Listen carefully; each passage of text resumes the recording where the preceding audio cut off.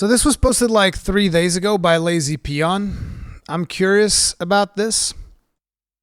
And he says, when will the MMORPG glory days return? In a way, I kind of feel like we have been witnessing a little bit of a renaissance. MMORPGs have been coming out, like more MMORPGs in the last, say, 2 years than in the last decade have been coming out. Some of them being ported to the West more like and whatnot. We also have Ashes of Creation coming at some point in the distant future, like maybe 2025 or something like that. But I definitely feel like we're seeing a resurgence. The problem is companies don't know how to handle MMORPGs, which is why New World came out the way that it did, and it sucked on launch, and only now it appears to be getting a little bit better, you know? So it's like we're seeing a bit of a resurgence. Like my own interest has been surfacing over the last couple of years more and more to kind of like come back to a genre that was my favorite genre at one point. And I feel like those days are returning. The problem is a lot of the publishers nowadays, they don't know how to handle it. It feels like a lot of them don't have people that actually play MMOs on their teams, which is weird. But let's see. Do you miss the glory days of MMORPGs? Back when you were dropped in what felt like a completely unexplored world with infinite possibilities. You spawned into the game for the first time, and there was instantly a feeling of mystery. You'd quest for a... I never got into RuneScape. The art style, I could never get into the RuneScape art style, which I find interesting because RuneScape is a 3D game. The game that I was playing back when most people were playing RuneScape, I feel like, was Ultima Online. That was my drug of choice. I could play Ultima Online right now and have fun, but I don't think I would have the same amount of fun in RuneScape because I like the visuals of Ultima Online better than the visuals of RuneScape. Let me see if I can show you guys, for those of you that don't know what Ultima Online looks like. Because, like, I'm sure a lot of people say, oh my god, Ultima Online looks way worse than RuneScape. It's very hard to find, like, good screenshots of Ultima Online, though. So, let me try and get, like, a decent one. Like, this is rough, okay? Bear with me. This is rough. Like, this is, like, a city. Let's go for this one. See, this is what it would look like. So you can say, oh wow, that looks way worse. But in my opinion, it animated better. So see, all of this is pretty much 2D. I mean, technically speaking, the buildings and the map and whatnot's kind of like isometric with some 2D stuff to make it look all right. But the actual sprites of the characters themselves, these are all 2D. Like all of this was completely it's 2D isometric, yeah, like Carmagen is saying. But it was a lot of fun. This game was a ton of fun. You ever watch/react to MMO Means Nothing Anymore by Bellar Gaming? I think I've watched it. I don't remember it. Like, I don't remember what the subject matter was. But I think I've watched it. I can't give you like a comment on that at this point. But yeah, I was playing this one when people were playing RuneScape, and I thought this one was more fun, personally. I was really into this. Like the fact that, I don't know if you can do something similar in RuneScape, but in this game, say for instance, imagine that this was a house, because you'd be able to have a house like on the outside. This is actually a bank. I don't know exactly which city it is. I just recognize the logo here, so this is a bank. But imagine having like a house like this, and you'd be able to just like go outside, kill somebody, rip off their head, and then put their head on your house on display for everyone to see. That was some good times, man. Some good fucking times. Although I did play in private servers, so there's that. See some high levels hanging out near the starting area, wearing their epic gear, and it'd inspire you to keep playing to eventually obtain that same badass Maple gear. Story or whatever. Cosmetics from a cash shop and transmog wasn't a thing back then, remember? Yes. Every game felt like a new adventure, every character meaningful, with people potentially recognizing you in a capital city within back server in the good old communities. days. The glory days of MMOs felt so magical because the games were huge, the music was epic, and for most of us, these were our first open world multiplayer experiences. Not only that, but there was also the fact that back then there weren't that many content creators that were wholly dedicated to creating videos about MMOs, which meant that the player base themselves had to figure out how things worked in the game. And I feel like that is a point that doesn't often get brought up, but I feel like that is one of the main reasons why it was so appealing. It was because people didn't really knew what they were doing. Most people had no idea what the fuck was going on. We were just like, we were going out there, doing our thing, we were trying to figure it out. And a big part of the magic was the magic of not knowing. Nowadays, that's almost impossible. There are very few MMOs that by the time they come out, people don't actually know what the fuck is going on, right? There's very few MMOs where that happened, particularly like with World of Warcraft, which is, I'm going to be playing Dragonflight like I mentioned. It's like Dragonflight is already a figured out game. And we're not even in, we're kind of close. I'm guessing it's coming out in November probably, even though it doesn't have an actual release date. But it's like, we're like 2 months away from we're more than 2 months, but say we're like close to 2 months away from the release of the game, and it's already a solved game. It's already a game where everybody already knows the entirety of the story. And that is a big problem. It's very hard to get hyped for a game that you already know everything that's going to happen. You already know where all of the nodes are, because you can just go to Wowhead, and Wowhead's going to have like an interactive map where you can just say, hey, tell me where all the iron nodes are. It's not going to be iron. It's going to be some other material, right? Dragon ore, whatever the fuck. Tell me where all the Dragonite ores are. Tell me where all the extra Dragonite ores are, which is like the version above that.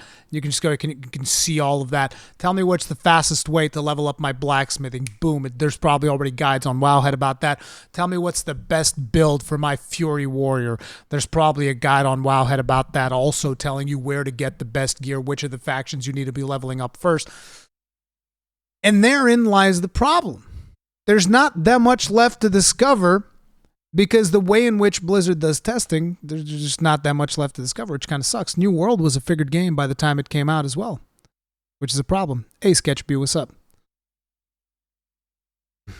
But not all of it is nostalgia. The success of classic WoW iterations and old-school RuneScape show that older design philosophies, whilst outdated and used differently nowadays, can still appeal to a large audience. Even the forefathers of MMOs like Ultima Online or EverQuest still see a lot of people going back to the private servers just to experience that classic style of MMO design, where your choices were impactful, progression felt meaningful, and social interaction was more abundant. I'd consider the MMO glory days to be the time period from roughly 1999 to 2012. The release of World of Warcraft in 2004 elevated this time period significantly though. These years, starting from Ultima Online, EverQuest, RuneScape to WoW, and so many more that I can't list, created a highly competitive and, most importantly, incredibly motivated market. People loved MMOs, and developers wanted to be a part of this new virtual phenomenon. I love how the stock footage, like, watch this. The stock footage for the word "people love MMOs" is some fucking random Dota clone. Wait, you guys can't see it because my face is in the way. Give me a second. Like, let me. If I take away my face, like, look, it's Summoner's Rift, bro. It's a copy pasta of a Summoner's Rift map. MMOs, and developers wanted to be a part of this new virtual stock photos of phenomenon. Zoomers, yeah. Just from 2004 to 2005, 31 new MMORPGs were released. The game with the ship was EverQuest, ranging from I think. Dofus and Metin 2 oh my god, to Dofus. World of Warcraft and Guild Wars 1. In 2021, Guild Wars 1! we saw Elion and New Bro, World. I kid you not. In a lot of ways, I wish more people still played Guild Wars 1. I kind of still feel that I like Guild Wars 1 more than I like Guild Wars 2. Guild Wars 1 was amazing. I loved Guild Wars 1. Release. Active is a strong word. They keep the servers up. I wouldn't say that's active. They keep the servers up. Peon died pretty much instantly, and New World has had its fair share of struggles, to say the least. Yes. In 2022, we've only really had Lost Ark. Throne and Liberty by NCSoft was supposed Lost Ark. to release at the end of the year, but is delayed till 2023.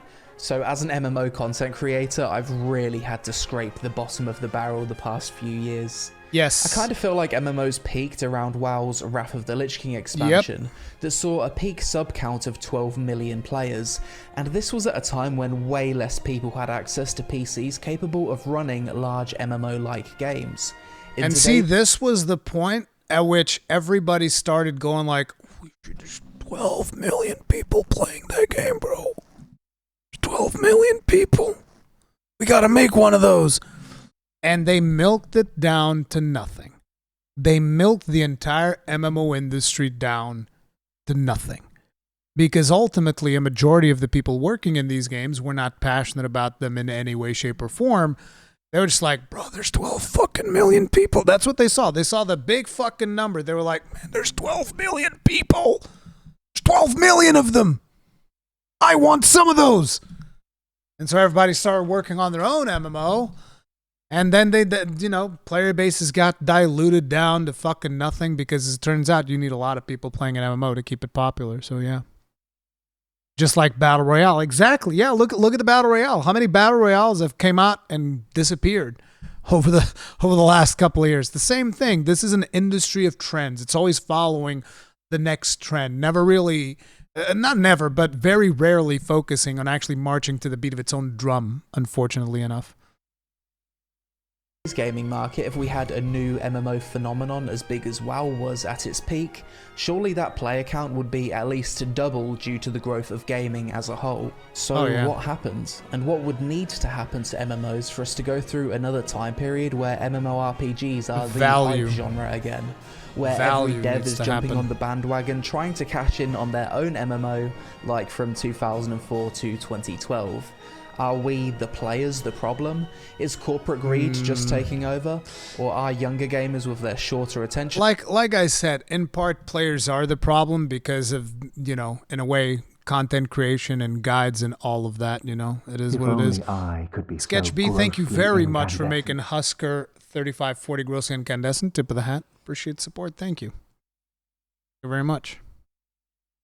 Spans, just not into MMO's long-winded progression. That's also another thing. We'll get into all of that, but first, sponsor. Infinite Magic Raid is the newest and biggest idle... That's also another thing, and that is that kids indeed do not... most kids are growing up nowadays playing fucking mobile games, right? Like, their parents will put a fucking phone or a tablet in front of them and just let them fucking become vegetables attached to the little black mirror in front of their hands, which is not the way to do things, but it is what it is. RPG Hero Collector of 2022. Enter the Lowe's continent, a fantasy world with charming, stylized graphics, full of mystery, magic, and evil to defeat. To begin your adventure, you'll need a team of heroes, and in Infinite Magic Raid there's over 200 of them spread across 10 factions, each with their own unique skills, personality, and high-quality 3D model. Whilst easy to learn, Infinite Magic Raid has highly strategic battles, in which you'll need to learn how to build an effective team composition to counter...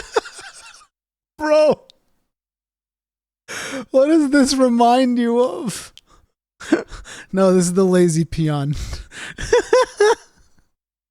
I'm sorry, Lazy Peon. I don't want to... No, it's... Look, sponsorship, it's cool.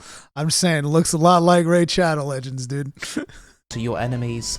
Some heroes synergize better together than others. Will you build a burst comp to nuke down enemies in seconds, or will you outlast them by using more tanks and healers? More tanks. Infinite Magic Raid is packed with content. The answer is always more tanks. From competitive PvP arena to a sprawling main campaign, fun minigames, dispatch missions, and most notably, the dungeons, which feature roguelike map exploration and plot development.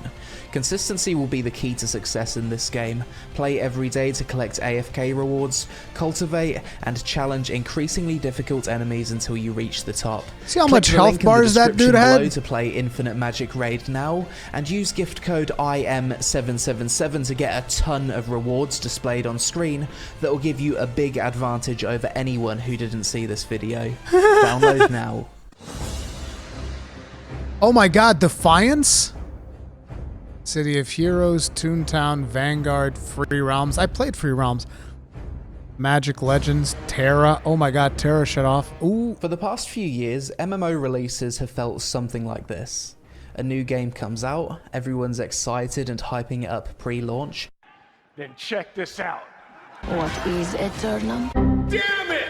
Because even if the game sucks long term, that That's new good. MMO feeling is always fun for a while. It is. Maybe you get your old See that's the feeling that I'm talking about, and I feel like a lot of people don't actually understand what that feeling is. Like I was saying earlier, the feeling that you are getting when you're jumping into the new MMO is the feeling of potential, of adventure, of jumping into something that hasn't been figured out yet. Like the new frontier. I think there's probably some kind of like human aspect of it, like some psychology aspect of some human nature thing that we have of just wanting to explore the unexplored. Like, I don't know about you guys, but say for instance, if I was to travel tomorrow, let's say I go to some place that I haven't really been before, like, I don't know, let's say I go to like some city in Switzerland, right? And I book a hotel. And I go there, and it's like, you know, you go to a hotel, you're tired from traveling and all that stuff. What are you going to do? You're going to lie down in your bed because you're tired? No. You're going to go outside, and you're going to explore, at least for a little bit. Get your bearings. Try to figure things out. Try to see how people live in this area that you are visiting. I think there's definitely something in human nature about exploring something that you do not know about, right? Which is why I fundamentally do not like when this gets ripped away in favor of like, oh, we're doing PTR testing. We're doing testing of this, testing of that. It's like games are much better when like you just don't know what you're going to get. You're going to jump in there. You don't know what the zones are going to look like.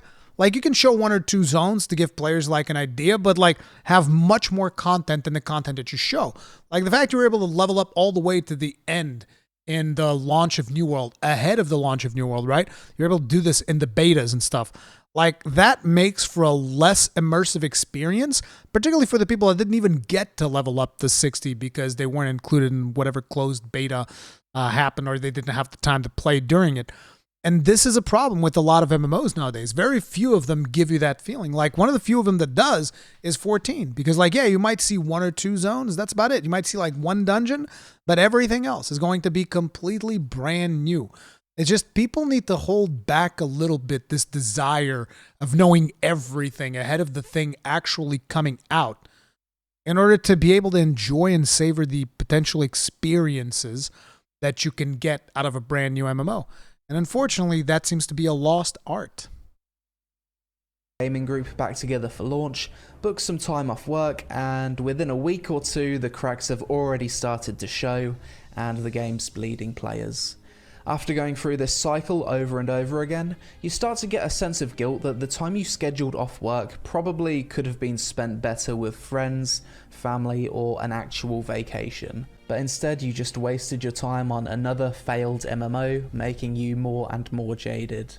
New MMO releases nowadays almost never see a growing player base after launch. Nope. It felt like MMOs during this time period did a much better job at retaining players and even gaining players. Again, why? Because the game wasn't figured out. Everybody still had a chance to figure out something that somebody else hadn't figured out. Nowadays, with data mining, that's impossible. Recent years, the only MMO I can think of that's actually managed to gain players is Final Fantasy XIV. Because it's the best. Konnichiwa, you magnificent bastards! Are people just fundamentally bored of the MMO Wait, formula? I didn't even get to see Why what do he so said many there. games Give me in a second. recent MMO In recent years, the only MMO I can think of that's actually managed to gain players is Final Fantasy XIV. Konnichiwa, Square Enix rep to all the new players. you magnificent bastards! Are people just fundamentally bored of the MMO formula? No. Why do so many games feel empty and repetitive? What's happened to us, and how has game design changed in the last 20 years? Well, for one, we have changed. Like We a pack did. of rabid dogs, we're jumping on every nugget of information whenever See, a new MMO... this is exactly what I was talking about. Jumping into every nugget of information whenever a new MMO comes out. This is exactly what I was talking about. People can't control themselves. They need to jump into every single thing, like every little titty bit of information. And there's also a monetary incentive for people like me to talk about it. Which I'm not a big fan of the fact that there is that monetary incentive because, like, say, for instance, if I want to be sensible and talk about it after, for instance, let's say I have early access to something and there's an embargo and I'm like, yeah, but this embargo kind of sucks. It's too soon. It's going to spoil people in a way. But it's like, for a lot of people, they're not going to wait. So even if I wanted to talk about it at a later date when I think that it's a more sensible time to do so, unfortunately, at that point, the actual you have search and demand. The actual search for such information is over because everybody else is not going to hold off on not talking about it. was announced. Early access, oversharing development updates, and open betas get us excited for the adventures to come, but also allow us to explore the world, theory craft builds, and map out leveling routes. So by the time a new MMO has fully released, Exactly what I said. we're ready to min-max the ever-living shit out of it. Exactly. Less people played games that way back in the day. Do you remember being excited to get your first pair of shoulders back in vanilla WoW? They looked Fuck like yeah. a rug at best and gave you nothing but armor, but to fill that empty slot after days of progress felt amazing. I bet Exactly. there were times where you'd stray from the path just to kill random mobs in the world. Yes. Not because they were optimal XP, I still do but that. because it was new and it looked at you funny. I'm gonna kick your ass. We haven't even touched on data mining yet, but let's just call this overarching change information pollution. Yes. The moment info is leaked or discovered, culture of the it's now. shared in the form of YouTube videos, Twitch live streams, tons of different guide websites, and word of mouth. Yep. This will not go away, and yes, I understand that I'm part of the problem here. Nowadays, there's much more of a financial incentive for people to create websites with in-depth guides on every aspect of an MMO.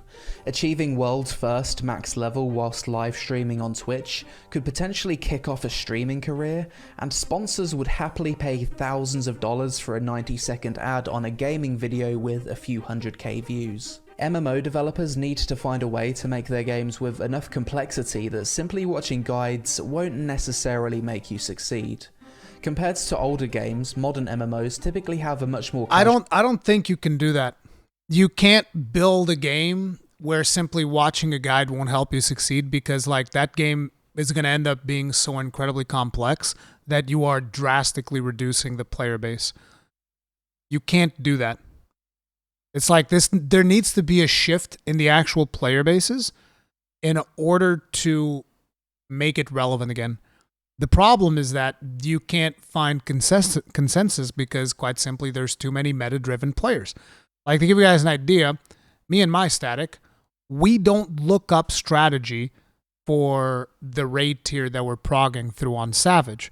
We could easily prog much faster by looking up the strategies of the teams that already cleared the content. We don't do that because it still gives us a little bit of joy of discovery. We still get a little bit of that joy of discovery as we are progging through the tier, and that is a much more enjoyable experience. So I try to savor these moments whenever I can in different video games. You switch tanks, you meta slave. Dude, I did that in order to compensate for your lackluster damage, Shadowmancers. You should be thanking me. But anyways, as I was saying, it's like, you just don't have a lot of people that are willing to do that nowadays. Everybody's just like, nope, I want to know the information. I want to know it now. The perfect example is the Sanctuary Island in Final Fantasy XIV, which I've talked about previously, about how this is the most casual content you can possibly imagine. And yet, day one, people had a spreadsheet, day one of this content being out, which, by the way, this content is basically like, what's the name of that game where you farm, the more popular one that's like, it's not Farmville. Is it Farmville? Wasn't Farmville the Facebook one? It's whatever. It's one of those farming games that you have. It's not Harvest Moon. It's not Animal Crossing. It's another one. It's another one of those. I forget which one it is. Jesus Christ. It's the most popular one. Stardew Valley. Exactly. It's Stardew Valley. It's something in the vein of a Stardew Valley, right? In Final Fantasy 14. So basically what you do is you find animals, you put them in your farm, you plant things, you water them, you build buildings that support the infrastructure of the farm. It is the most casual thing. There's no combat benefits from doing this. There are a couple of cosmetic rewards that you get at the end of it. So basically this is the most casual content you could possibly imagine in an MMO. Yet day one, I kid you not, day one, there was a spreadsheet that people were spreading around telling you, okay, this rare animal spawns at this in-game time at these coordinates. Okay? I'm talking like maybe 2 or 3 hours after the content was released, okay? People optimized the fun out of encountering a rare mob in their own islands. They're like, no, I know exactly where he is. I know at which times he spawns. I know how, when, and where I'll have to go and get it. Like, people would just be on the dime, like, okay, I gotta go get this now, go get that one now, go get this one now. People were optimizing, like, okay, where do I go to farm these specific materials for my island to level up super fast? People going like full degen mode, just like straight up farming their island experience, 10 experience at a time, which, in case you guys are wondering, but is that a lot? No, it's not a lot. It's very little experience. People are just like zerging their island, strip mining it bare for all the resources, going crazy. Like, these resources, by the way, in case anybody's wondering, well, maybe the resources are timed notes, something like that. No, the way these resources worked is like, after you collect 10 things, the 10 things you collect before have respawned. It might not be 10, might be 15, 20, something like that. But after you collect 10 things, the 10 things before you have already respawned again. Literally infinite resources. People will strip grinding this thing. Now, here's the thing. You play video games however it brings you the most fun. If, like, you know, working up a spreadsheet and all of this and strip mining your island, that's what brings you fun, that's great. But the thing is, a lot of people did this and then they were like, what am I supposed to do now? Well, maybe you could have enjoyed discovering this instead of looking it up online. I don't know. All of the shit that I've done in the island, I've done completely organically. And, you know, it wasn't hard. It wasn't challenging. Did I take longer than everybody else? Yeah, because I would go into the island and I'd play for about, 15 to 30 minutes or something, and I'd leave and go do something else. But this just gives you an example on how the most casual content was solved and optimized the fun out of within the span of like 3 or 5 hours of that content being out. Visualized open worlds and overall experience to the point where going out and exploring doesn't feel dangerous. Unless you're inside a raid or doing some instanced challenge mode content, monsters in the world are usually trivial. Contrast this to EverQuest back in the day. Yeah, this is another problem. Like, monsters out in the world, not just bosses and stuff like that, but regular monsters should potentially just be more challenging, because traditionally the world content of MMOs has no challenge on it whatsoever. Like, in a way, if you think about some of the stuff that you can do, again, I'm bringing 14 examples because that's the one that I've played the most over the last couple of years. If you think about something like a Bosja or a Eureka, which are these old school zones, they're instanced, but they're old school zones, large zones where there can exist multiple players in there. The monsters in there are actually challenging. You can't just like jump into Bosja Eureka and just like train 20 mobs and smash them. You can't do that. Whereas you can do that in most of the open world zones in the game, and not just in 14, but also in World of Warcraft and other current MMOs. So it's like, you know, there are still fragments of this old school mentality of harder mobs, but they're very few and far between. In a way, it's almost like the MMO experience was casualized to the point where it can become second screen content, where you can be watching something and then off to the side you're just like farming mobs. It's not necessarily a bad thing, but it does break down the immersion a little bit. I would like mobs in the open world to be stronger and tougher and demand a little bit more attention from you. There's also the reason why a lot of times you finish an MMO, like you get to the end game, right? You finish like a World of Warcraft, you finish a Final Fantasy 14, and then you jump into the raiding scene and you realize, actually, I have no fucking idea how to play my character, because you haven't had to learn up until that point. Like maybe there was the occasional dungeon that challenged you a little bit more, but up until endgame, you haven't really had to learn how your character works, you know? Random mobs roaming the world would often require multiple players to take down. Developer time is often wasted by focusing on brainless target dummies across the world, in which killing them makes you feel absolutely nothing. Exactly. If I attack a humanoid in WoW Classic, it will run away at low health, which not only makes sense realistically, but also makes you think about executing targets, or just simply not pulling monsters inside huge camps. Most games don't even think about simple interactions like that anymore. In the pursuit of accessibility, MMOs have kinda lost their sense of accomplishment, during the leveling anyway. Also, is it me, or did older MMOs just feel bigger? Larger worlds, longer time to get to max level, more races, professions, dungeons, mob types, and quest lines? Again, in a way, yes.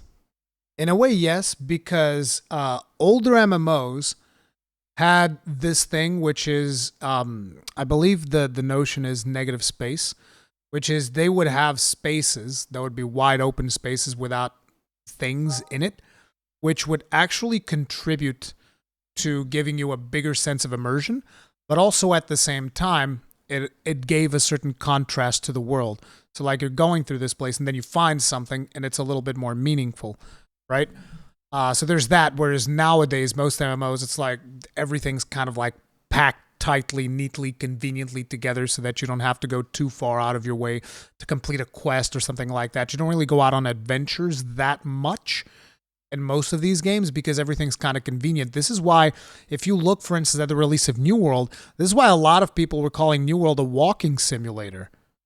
Which is interesting if you think about it. People are like, oh my God, there's so much fucking walking. I'm walking everywhere. Walk here, walk there. Why? Because people were used to, they're used to basically getting on a mountain, flying everywhere, or getting on a mountain, riding everywhere super fast, or teleporting everywhere super fast, right? They're not used to actually having this big world. This is also, I believe, one of the reasons why probably Lazy Peon did a long series.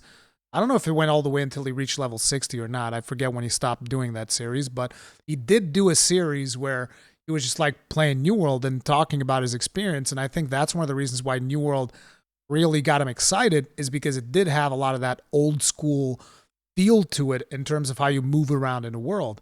Nowadays, everything is so incredibly convenient when it comes to MMOs that the world does lose size. That, and there's also the fact that, like I talked about previously, and I will harp on this point until the end of days, the game is figured out before it even releases. Have developers put less effort into making their MMOs ambitious due to so many failing over the years, and it being considered more risky to make an MMO compared to any other gaming genres from a financial perspective? Games are made as a product nowadays more so than ever. Data analysis are at the forefront, with market and consumer behaviour studied to maximise player engagement and profit. Most MMOs from 1999 to 2012 used a subscription fee business model with no cash shop. This incentivized developers to make the game as good as possible, constantly pumping out updates to keep people handing over money every month because they enjoy the game. That's Guild Wars 1. This was fine until some developers realized they could take a different approach and see much larger profits. The free-to-play model, aka create problem to sell solution. Yes. For this to be successful, you want to create a low skill floor at the start of the game so players don't quit. In sub-fee MMOs, players are more likely to persist with difficulty because they've already paid the money and have committed to invest time into that game. Once a player is sufficiently invested into a free-to-play MMO, you can start to introduce the little annoying systems or inconvenience. My favorite them MMO in is Final some way. Fantasy 14. Boring dailies, lack of inventory wait. space, have I should have paused to before that that. game. Once a player is sufficiently invested into a free-to-play MMO, you can start to introduce the little annoying systems or inconvenience them in some way. Boring dailies, lack of... See, this is why, even though it wasn't an MMO, but like if you think about Diablo Immortal, most players would report, oh man, up until level 30, like great experience. Like the first couple of hours of the game, everybody was like, oh, fantastic experience. I'm having a blast. This is great. Yeah, because the game's getting you hooked. Once it gets its hooks in you, it's like, now I'm reaching for the wallet, bitch. Pay me, motherfucker. Inventory space, have every in-game obtainable outfit look like arse, cap the amount of dungeon entries you can do, the list goes on and on. At that point, you can then sell them the solution. This is why games like Lost Ark have such arbitrary leveling experiences. It's simply to create a cheap feeling of investment so that players are more likely to spend money on the cash shop later on. Free-to-play MMOs have put developers against the players by making it financially beneficial to create problems to sell solutions. Whereas the old sub-fee MMOs, the developers are incentivized to give players the best game possible to keep them subscribed. This For is me, true. this is the biggest reason Like, why MMOs... If you think, for instance, about Guild Wars 2, Guild Wars 2 is incentivized to fuck with your inventory because they can sell you the solution. Not saying Guild Wars 2 is a bad game, but it is incentivized to fuck with your inventory because then they sell you, oh, here's more bag slots, right? And that's what they do. ESO is incentivized to fuck with your inventory because then they can sell you the infinite bag of crafting materials or whatever. Yeah, PoE, exactly. Like any video game that sells you inventory slots is incentivized to fuck with your inventory to get you to buy those slots. You have Cyber W here as a Guild Wars 2 veteran. I 100% agree. Exactly. Like whenever a video game is selling you a solution, you need to understand that that is essentially an incentive for them to fuck with you to the point of you buying the solution. It's like that. I know how many of you guys watch The Wolf of Wall Street, but he's like talking at the end of it. He goes like, he's talking to people and he's saying like, sell me this pen, right? Sell me this pen. And the guy was, I think the guy was able to convince him about the selling of the pen or whatever. He goes and he says, can you write your name down for me real quick? And then he sells him the pen. Right? It's the same thing. It's like you're looking to create a problem for people and then sell them the solution, which is terrible. For me, this is the biggest reason why MMOs from 1999 to 2012 just felt different.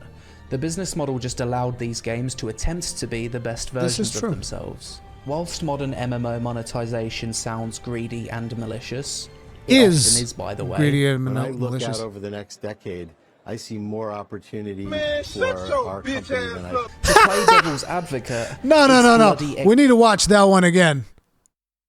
see more opportunity for our company than I... Shut your bitch ass up. Get your fucking ass back on your yacht. How about this crazy idea? MMO with sub fee and free to play option. Progression is halved after a certain level while playing for free. No, it doesn't work. Doesn't work. Play devil's advocate, it's bloody expensive to make an MMORPG. It is. More so than any other genre of game. Some MMOs have taken 7 to 9 years of development time to make and cost close to $200 million. Many failed MMOs never made back their development costs in revenue before being shut down, so with many examples of failures over the past few years, there's increased pressure from investors for a company to make back that money as quickly as possible, even if it damages the integrity of the game in the process. Think about it, why would you invest 50 to 100 mil over 7 years to make an MMO that may or may not be successful, when you could invest less than 1 mil to make a mobile game that will probably see you 10x your investment within 2 years. Yep. There it is. Unfortunately, as gaming monetization has changed, the risk versus reward just isn't there for MMO investment nowadays like it used to be back when it was the hype genre. So is there any hope? Will we ever see MMOs become the hype bandwagon genre again? Is the fantasy of what's portrayed in Sword Art Online, Ready Player One, or Overlord a real possibility in the future? Or would those games actually be ruined by pay-to-win in reality? They would 100% well, as for the be short ruined by term, pay-to-win. we actually do have a few MMOs in development by massive teams. You've got the Riot MMO, Soulframe by Digital Extremes. As much as New World hasn't lived up to the hype, at the very least it's improving, adding new content, and still isn't pay-to-win. And you've also got the possibility. See, this is one of the big things about New World and why I'm still interested in it. They're improving. And they're still not pay to win. The day they become pay to win, I will drop it like a hot sack of shit. I'll be like, see you later. I'll drop that bitch like a bad habit. Drop it off at the curb and drive away. That's just going to be the way that it is.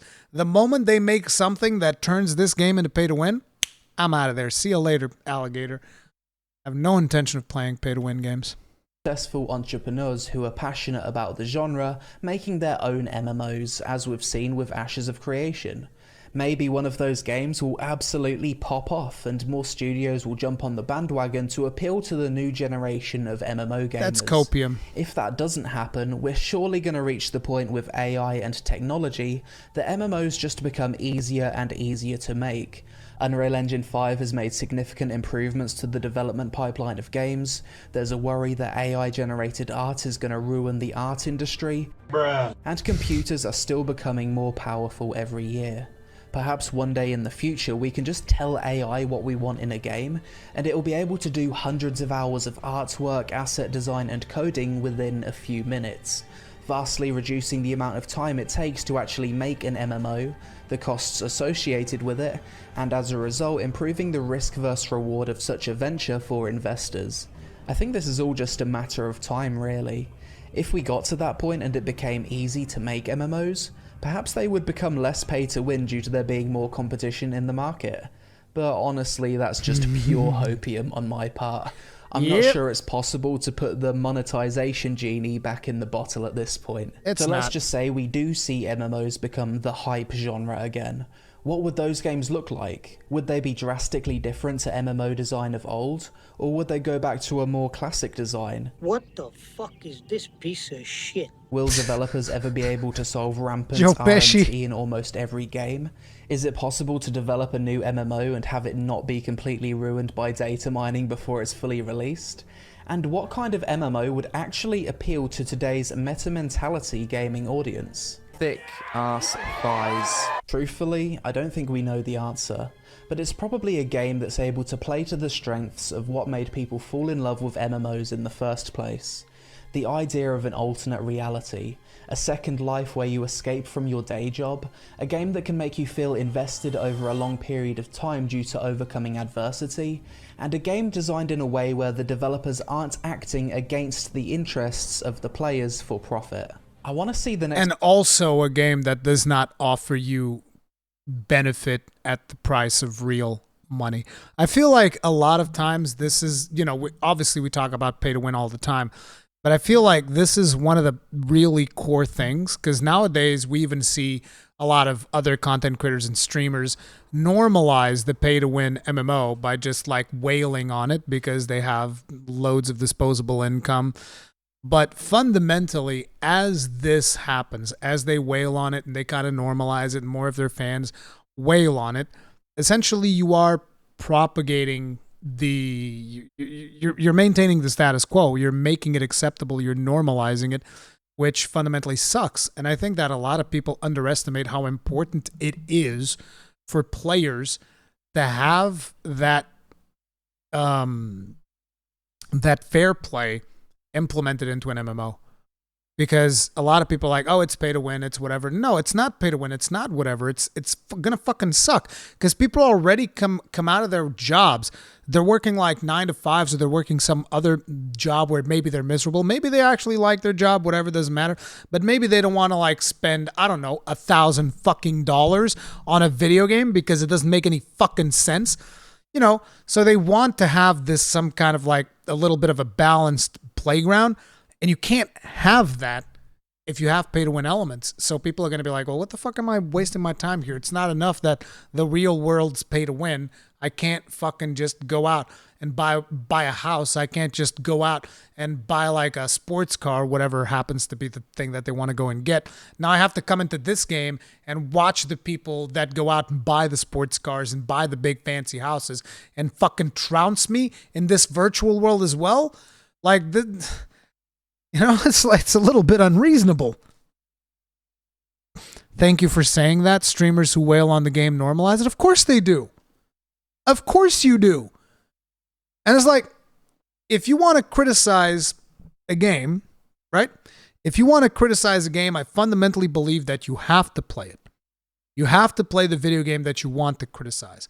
But if you want to criticize a pay-to-win game, I don't believe that you have to spend money in order to, engage in the pay-to-win mechanics of said game in order to explain to people how it works. I was able to explain to people how Diablo Immortal was completely, absolutely, fundamentally, and disgustingly pay-to-win without spending a single fucking dime on the game. It's not hard. You just play the game, you understand the systems, and then you explain to people. It's pay-to-win because the gems can make you fucking overpowered. It's pay to win because you don't have easy access to these gems that make you overpowered. It's pay to win because you can buy this secret currency that enables you to essentially get almost infinite stats on this Abin al-Azid system that they had that was like hidden in the city and whatnot.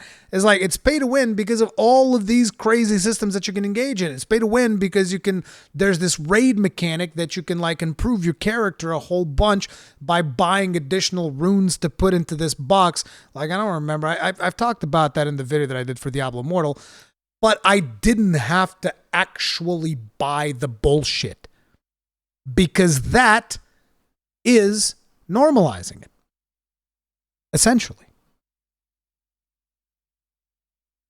A big MMO, bring back that sense of awe you had when you saw a player on the server with some crazy legendary item that nobody else has. Ooh, a game that brings brings back social interaction, friction between players, and a good mix of content from casual to ultra hardcore.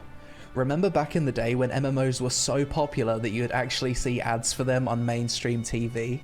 That's just like MapleStory, the free online game where you get to hang out with friends and experience the out of the ordinary. What the fuck is this? By the way, what the hell happened with all the badass PvP montages from back in the day? Swifty still does them. People make them anymore. Invest in the players, invest in the world. Swifty did one like 2 days ago. Swifty did a Red Paladin PvP montage, which made me a little bit sad because Swifty's a warrior. He's playing Red Paladin for Wrath of the Lich King, of course, because fucking Paladins in World of Warcraft are always eating good, aren't they? Always eating good. Fucking bullshit. Invest in social interaction and organic content. If the players can create their own fun, overcome their own challenges, then waiting for the next roller coaster ride to release every 6 months won't feel so draining and repetitive. How do long-term WoW or Final Fantasy players not completely burn out of their games? Guilds, friend circles, roleplay, completionism, raiding, and PvP, most of which include some sort of social interaction. Allow the players to create their own storylines. I'm a paladin with 18 charisma and 97 hit points. I can use my Helm of Disintegration and do 1d4 damage as my half-elf mage wields his +5 Holy Avenger. Paladins can't use the Helm of Disintegration. I hadn't watched this. Drama between guilds fighting for territory, full-time crafters, gatherers, full-focused raiders, a ruthless PvP gladiator, or maybe I could make a name for myself ERPing in some degenerate player-made dungeon for coin. Ultimately, I guess the question is, will players adapt to a more modern approach to MMOs, or is it old-school design philosophy that will prevail in the end? When will the glory days of MMOs return? Only time will tell. Hope you enjoyed the video, guys. Let me know what you think about the future of MMORPGs in the comments below. Smash that like button whilst inhaling an unhealthy dose of hopium for the algorithm gods, and social media on screen. Thanks for watching, and I'll see you in the next one.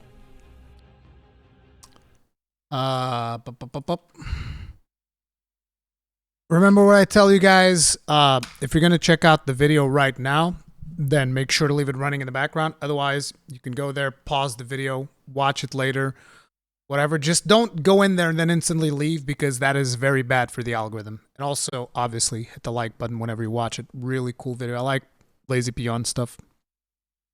So yeah.